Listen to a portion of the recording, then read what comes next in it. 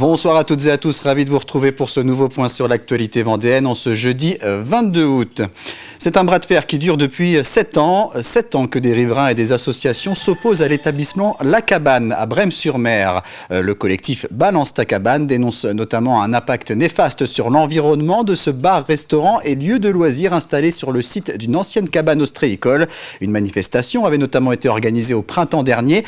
Plusieurs plaintes ont été classées sans suite. Le gérant, quant à lui, se dit confronté à du harcèlement, des intimidations et des mensonges. Il assure être parfaitement dans les règles. Ils se servent de l'écologie, mais qui est un prétexte, parce que nous, vraiment, on est très respectueux et on n'abîme absolument pas ce milieu qu'on aime, je vous le redis. Et ça a été contrôlé par tous les services de l'État, que ce soit l'hygiène, que ce soit les gendarmes nautiques, que ce soit l'accessibilité, que ce soit la sécurité, tous les services sont venus plusieurs fois contrôler l'établissement et tout est carré. La justice a tranché, voilà, pas d'infraction caractérisée, c'est tout. Voilà, et il y a eu un appel de fait, la cour d'appel de Poitiers a rejeté l'appel. Donc maintenant, c'est pas moi qui le dis, c'est la justice. Eux, ils avancent rien d'autre que leur parole. Moi, j'avance la justice qui a tranché, et maintenant, c'est classé, qu'on arrête de nous embêter. En bref, l'accueil des urgences de Montaigu sera exceptionnellement suspendu. Les journées du vendredi 23 au dimanche 25 août inclus. Pour rappel, l'accueil des urgences du site de Montaigu est suspendu la nuit depuis octobre 2021.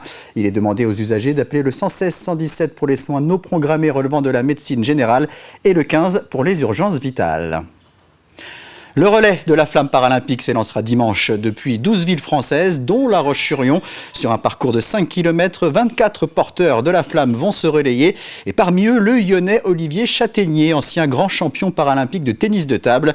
Originaire de Trèves-Septier, il est notamment multiple médaillé sur 3 Olympiades. Grégoire de Châtillon est allé à sa rencontre. Il a gardé cette flamme. Pour le ping-pong, Olivier Châtaignier a dominé le para-tennis de table français pendant une quinzaine d'années. Encore mieux, cet ex-champion du monde par équipe en 1998 a remporté 4 médailles aux Jeux paralympiques, aux Jeux d'Atlanta en 1996, Sydney en 2000 et Athènes en 2004. Un palmarès impressionnant avec 2 médailles d'or et 2 d'argent. Alors, porter la flamme dimanche risque pour lui d'être un grand moment. Je pense que ça va être fort, j'espère ne pas être trop ému. En tout cas, j'espère qu'il y aura du monde. Moi, c'est mon souhait. Parce que pour moi, ça représente énormément de souvenirs, de beaucoup de choses de ma vie en tant qu'athlète. Et donc, de porter la flamme, ça sera pour moi une occasion de repenser à tous ces moments-là. Des souvenirs en photo et en émotion pour ce champion amputé de la jambe droite à l'âge de 2 ans et demi après un accident avec une machine agricole dans la ferme de ses parents. C'est sûr qu'au moment de la Marseillaise, il y a toujours quelque chose. On pense à ses proches.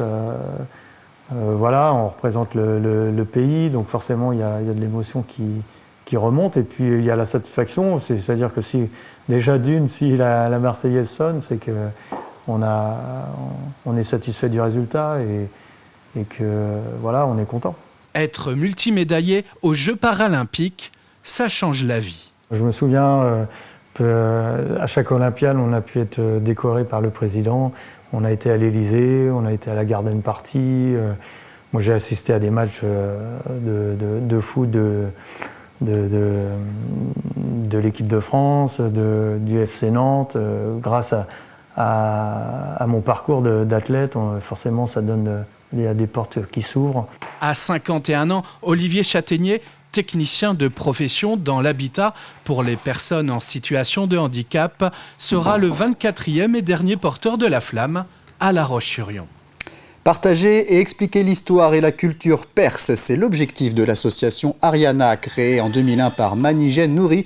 Cette Vendéenne originaire de Téhéran, traductrice de poèmes persans, présente depuis le 9 août et jusqu'à ce samedi une exposition intitulée Violette et Rose à la salle Marie de Beaucaire à Saint-Gilles-Croix-de-Vie.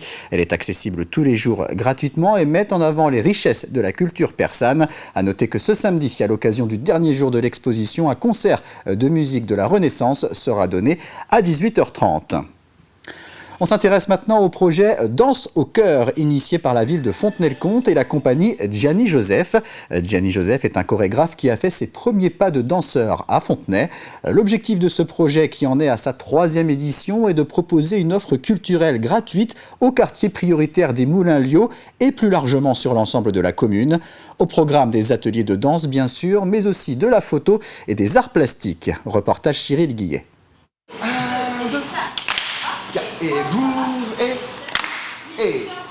Pendant les vacances, tous les matins, ils sont une petite vingtaine à se retrouver pour peaufiner leur chorégraphie.